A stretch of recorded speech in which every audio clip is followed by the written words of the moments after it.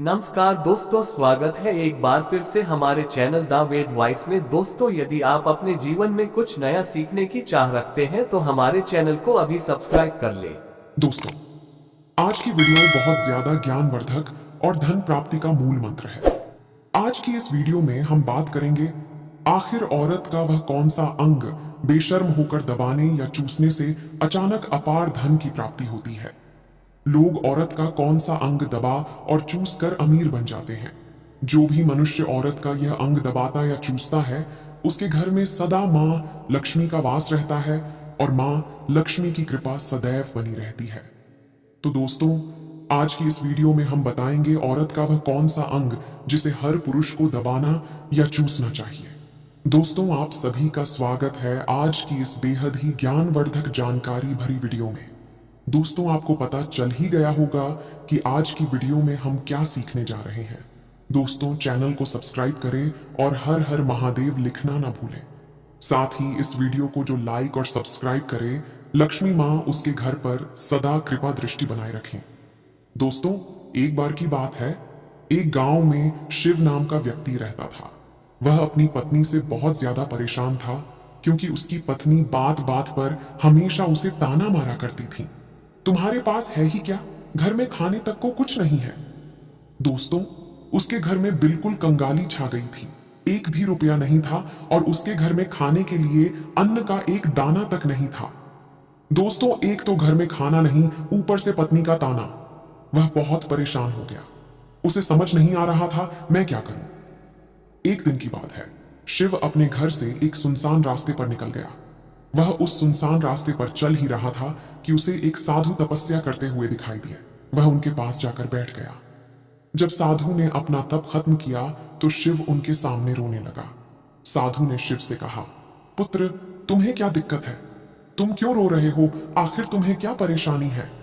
तब शिव ने साधु महाराज से कहा, हे महाराज, मेरी एक पत्नी है जो कि मुझे रोजाना ताना मारती है। मैं गरीब हूं तो मैं क्या करूं? कितना भी कुछ कर लूं लेकिन धन कमा ही नहीं पाता हूं। अभी तक एक छोटा सा ढंढा था, वह भी पत्नी के क्लेश की वजह से चौपट हो गया। वह दिन रात मुझसे झगड़ा करती है। अब तो मैं दाने दाने के लिए परेशान हो गया हूं। हमारे घर में खाने के लिए कुछ भी नहीं है, इसके अलावा पहनने के लिए वस्त्र भी नहीं है। लेकिन मैं अपनी पत्नी को समझता हूं कि वह मुझे ताने नाम आरे मुझसे विवाद ना करे, लेकिन वह बिल्कुल भी नहीं मानती साधु जी। इसी वजह से मैं बहुत ज्यादा परेशान हूं। इसी वजह से मैं घर छोड़कर यहां आया हूं। वह साधु जी कहते हैं, रो मत बेटा, मैं तुम्हें यह काम बताने जा रहा हूं। तुम्हें औरत का सिर्फ यह अंग बेशर्म होकर कर दबाया चूस लेना है। अचानक तुम्हारे घर में धन की प्राप्ति हो जाएगी। तुम देखते ही देखते अमीर बन जाओगे। साधु जी कहते हैं, जो भी पुरुष औरतों का यह अंग दबाता या चूसता है, उसके घर में कभी भी धन की कमी नहीं रहती है और ना ही उसके घर में लड़-ढाई होती है, या जो भी व्यापार करता है उसमें हमेशा तरक्की होती है। साधु जी ने कहा, अब मैं तुमको औरत का वह अंग बताने जा रहा हूं। इसे ध्यान से सुनना और अपने जीवन में इस पर जोर करना। तब शिव साधु जी महाराज की बातें बहुत गौर से सुनता है और कहता है, जितना जल्दी हो सके मुझे यह बता दो दोस्तों। तभी साधु जी महाराज उस आदमी को एक कहानी सुनाते हैं और बताते हैं, एक नगर में एक किसान रहता था। उसके बहुत सारे खेत थे जिस पर वह दिन रात मेहनत करता था। उसके घर में किसान और उसकी पत्नी रहा करते थे। उस किसान और उसकी पत्नी ने आपस में बहुत ज्यादा प्रेम था। उसके घर में किसी भी प्रकार की लड़-ढाई या क्लेश नहीं होता था। इसी वजह से उसके घर में सदैव मां लक्ष्मी का वास रहता था और उसके खेतों में इतनी ज्यादा पैदावार होती थी कि वह दिन प्रतिदिन और अमीर होता जा रहा था। उस किसान और उसकी पत्नी ने इतना प्रेम था कि आसपास के लोग उन्हें देखकर जल जाया करते थे। धीरे धीरे उसके पूरे गांव के लोग जान गए, किसान और उसकी पत्नी में बहुत ज्यादा प्रेम है। धीरे धीरे यह बात उस नगर के राजा तक पहुंच गई। दोस्तों, किसान और उसकी पत्नी की बात जब राजा के पास पहुंचती है तो राजा भी उसके प्रेम की काफी ज्यादा तारीफ करते हैं। वह सभी से बताते हैं कि हमारे नगर में एक किसान और उसकी पत्नी रहते हैं जिनमें कभी भी क्लेश नहीं होते हैं। उन दोनों में आपस में इतना प्रेम है कि मैंने ऐसा अपनी जिंदगी में कभी भी नहीं देखा। एक बार की बात है, राजा पूरे नगर में ढिंढोरा पिटवाते हैं कि इस नगर में जितने भी लोग हैं वह सभी अपने घर में घी का दिया जलाएंगे। राजा की पत्नी पूछती है कि आप ऐसा क्यों कर रहे हैं, सबके घर में घी का दिया क्यों जलवा रहे हैं। राजा अपनी पत्नी की बात सुनकर कहते हैं, दीपक प्रेम की निशानी होता है, जिसके घर में घी का दीपक जलता है उसके घर में सदैव प्रेम बना रहता है। और मैं चाहता हूं कि जो प्रेम किसान और उसकी पत्नी के घर में है वह हमारे पूरे नगर में रहे, पति और पत्नी के बीच। इसीलिए मैं हर घर में दीपक जलाना चाहता हूं। दोस्तों, राजा के सैनिक जाते हैं और हर जगह नगर में ढूंढ ही पिट देते हैं और कहते हैं सभी के घर में रात भर घी का दीपक जलाना चाहिए। दोस्तों, राजा की बात मानकर सभी नगरवासी अपने घर में दीपक जला देते हैं, लेकिन जैसे ही आधी रात होती है सभी के घर के दीपक बुझ जाते हैं, लेकिन किसान के घर का दीपक वैसे ही चलता रहता है। दोस्तों, दीपक हमेशा किसान की पत्नी जलाती थी, लेकिन उसकी बात नहीं मानती थी। वह हमेशा अपनी मनमानी करती थी, उसका जो भी मन करता था वो वही काम करती थी। लेकिन किसान को इस बात से कोई भी दिक्कत नहीं होती थी, क्योंकि किसान बहुत समझदार था। किसान सोचता था, यदि मैं अपनी पत्नी को रोक टोक करूंगा तो घर में बेवजह ही क्लेश होंगे। इसी वजह से कई चीजें किसान अपनी पत्नी की ये बातें अनदेखा करता था। किसान इस वजह से अनदेखा करता था कि उसके घर में प्रेम बना रहे। राजा अपने महल में चढ़कर पूरे नगर का नजारा देख रहे थे। उन्होंने देखा कि सारे नगर में किसी के घर में दीपक नहीं जल रहा है, लेकिन किसान के घर में दीपक जल रहा है। तब राजा अपनी रानी से बोलता है कि देखो, किसान और उसकी पत्नी के घर में दीपक जगमगा रहा है, लेकिन पूरे नगर में कहीं भी दीपक नहीं जल रहा है। इसी से पता लगता है कि किसान और उसकी पत्नी में कितना प्रेम है। तब राजा की पत्नी राजा से बोलती है कि जो किसान और उसकी पत्नी में प्रेम है वह किसान की पत्नी की वजह से है, और इसी वजह से उसके घर में इतना ज्यादा प्रेम है। दोस्तों, जब राजा रानी की बात सुनता है तो कहता है, नहीं, तुम्हारा सोचना गलत है। जो प्रेम किसान के घर में है वह उसकी पत्नी की वजह से नहीं है, बल्कि वह किसान की वजह से है। रानी, यहाँ पर किसान बहुत ज्यादा समझदार है। आपका सोचना गलत है और यही वजह है जो कि उनके घर में कभी भी लड़ जल नहीं होता है। दोस्तों, राजा कहता है किसान समझदार है और रानी कहती है किसान की पत्नी समझदार है। दोस्तों, इसी तरह कुछ देर चलता रहा। राजा कह रहे थे किसान समझदार है, रानी कह रही थी किसान की पत्नी समझदार है। किसी बात को लेकर राजा और रानी के बीच काफी जल हो गया। इसके बाद रानी ने राजा की दाढ़ ही उखाड़ डाली और राजा ने रानी को उठाकर पटक दिया। इसके बाद राजा कहता है, हम लोगों को जल करने की जरूरत नहीं है, क्यों ना हम किसान और उसकी पत्नी की परीक्षा ले लें। सारा दूध का दूध और पानी का पानी हो जाएगा। लड़ाई करने के बाद इस बात पर राजा और रानी दोनों सहमत हो गए और दोनों की परीक्षा लेने के लिए तैयार हो जाते हैं। तब राजा अपने महल में जाता है और एक पुरुष सैनिक को बुलाता है और पुरुष सैनिक से बोलता है कि तुम किसान के पास जाओ और जो जो प्रश्न मैं तुमसे बोल रहा हूं वह तुम किसान को बोल देना। वह पुरुष सैनिक बोलता है, ठीक है महाराज। अब पुरुष सैनिक राजा की बात सुनकर किसान के पास जाता है। उस समय किसान की पत्नी खेतों में गई थी, लेकिन किसान की कुछ तबीयत ठीक नहीं थी, इस वजह से वह खेतों पर नहीं गया था। इस समय पुरुष सैनिक किसान के घर पहुंच जाता है और किसान से कहता है, मैं राज दरबार से आया हूं, राजा साहब ने मुझे भेजा है। दोस्तों, किसान कहता है, बताइए मैं आपकी क्या सेवा कर सकता हूं। आप बैठ जाइए, मैं आपके लिए पानी लेकर आता हूं। तब वह सैनिक बोलता है कि नहीं, तुम कुछ भी मत लाओ, मैं राजा का सैनिक हूं, बस आपके पास राजा का समाचार लेकर आया हूं। तब किसान कहता है, ठीक है सैनिक, आप मुझे बताओ राजा साहिब ने मेरे लिए क्या समाचार भेजा है।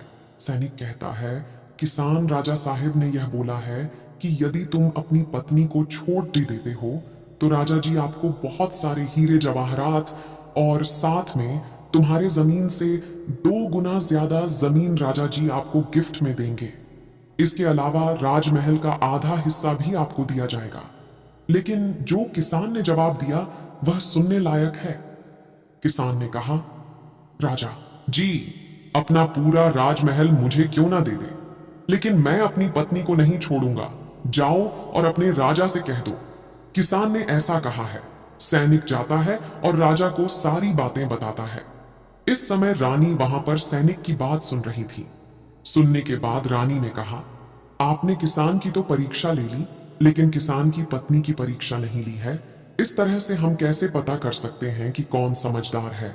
इसके बाद रानी ने कहा, अब मैं भी किसान की पत्नी की परीक्षा लेना चाहती हूँ।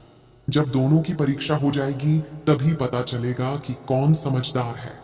फिर रानी ने भी एक सैनिक बुलाया और कहा कि मेरी बात किसान की पत्नी को बोलना और याद रखना। यह बात तभी बताना जब किसान वहां पर ना हो।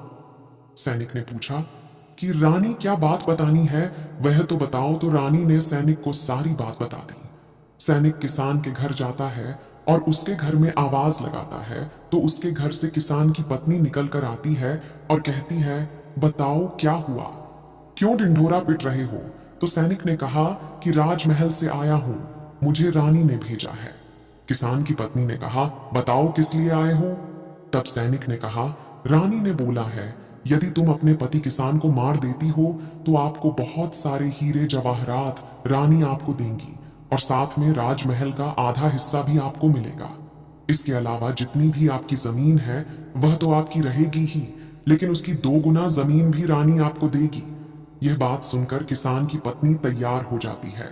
कहती है, ठीक है, यदि मुझे इतना कुछ रानी साहिबा देंगी तो मुझे मंजूर है, मैं अपने पति को मार दूंगी। तब सैनिक पूछता है कि रानी को कैसे पता चलेगा कि आपने अपने पति को मार दिया है। तभी किसान की पत्नी बोलती है, मेरे घर में जो दीपक जल रहा है, जब मैं किसान को मार दूंगी तो उसे बुझा दूंगी, तभी आपको पता चल जाएगा कि मैंने किसान को मार दिया है। अब सैनिक किसान की पत्नी की बात सुनकर राजमहल जाता है और रानी को सारी बात बताता है। किसान की पत्नी की बात सुनकर रानी बहुत अचंभित हो जाती है। राजा और रानी को स्त्री जात से नफरत होने लगती है। उसी समय राजा अपने नगर के सभी लोगों को बुलाता है और कहता है कि मैं चाहता हूं कि मेरे और मेरी पत्नी की वजह से किसान की जान न जाए। तुम लोग ऐसा करो, उस किसान के घर जाओ और सारी बातें बता दो और उस किसान को बचा लो, वरना किसान की पत्नी उसे मार देगी। इधर सैनिक किसान के घर जाते हैं और सोचते हैं कि किसान की पत्नी किसान को रात में मारेगी और दिया बुझाएगी। इससे पहले ही हम किसान के घर में पहुंच जाते हैं और किसान को बचा लेते हैं। दोस्तों, जैसे ही राजा के सैनिक किसान के घर पहुंचते हैं तो देखते हैं कि किसान तो मरा हुआ है। तो सैनिक किसान की पत्नी से बोलते हैं कि तुमको तो किसान को रात में मारने के लिए बोला गया था, लेकिन आपने अभी किसान को क्यों मार दिया। तब वह किसान की पत्नी बोलती है कि किसान को तो मुझे मारना ही था, रात में तो मुझे सिर्फ दिया ही बुझाना था, इसलिए किसान को तो मैंने दिन में ही मार दिया है।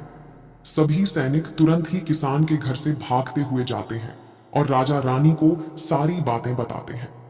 राजा और रानी क्रोध से आग बबूला हो जाते हैं।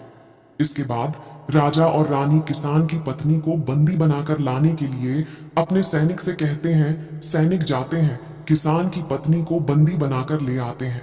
राजा किसान की पत्नी से पूछता है, ऐसा तुमने क्यों किया, तुम लालची औरत हो, तुम्हें पैसों से प्यार है।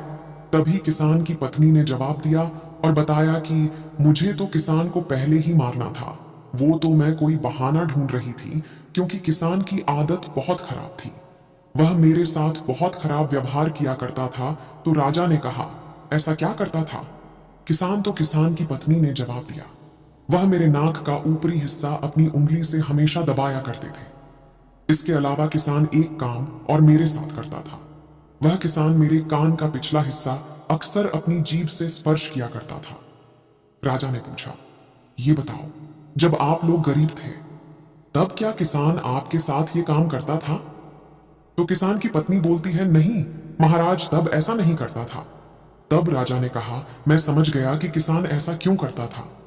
उसी समय साधु जी ने शिव से पूछा, तुम्हें कुछ समझ में आया।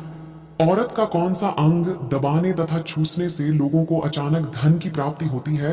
तो शिव ने कहा है, साधु जी मुझे अभी समझ में नहीं आया। तभी साधु जी कहते हैं, अगर अभी समझ नहीं आया तो मैं फिर से आपको बताता हूं। किसान अपनी पत्नी के साथ पहला काम करता था, वह है उसके नाक के ऊपरी हिस्से को अपने उंगली से दबाता था तो जीस भी। मनुष्य के घर में पैसों की किल्लत है, उसे अपनी उंगली से औरत के नाक के ऊपरी हिस्से को जरूर दबाना चाहिए।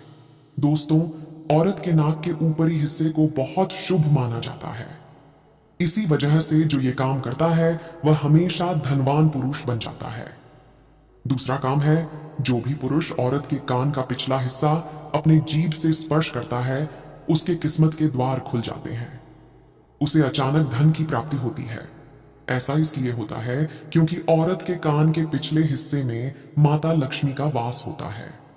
जब आप ऐसा करते हैं तो माता लक्ष्मी आपसे प्रसन्न हो जाती है और आपको अपार धन देती है। और आपने एक बात तो जरूर सुनी होगी, औरतें माता लक्ष्मी का रूप मानी जाती है। इसी वजह है इस संसार में जो भी मनुष्य या दो पवित्र काम करता है उसका घर धन से भर जाता है, जो कि इस कहानी में किसान भी अपनी पत्नी के साथ करता था।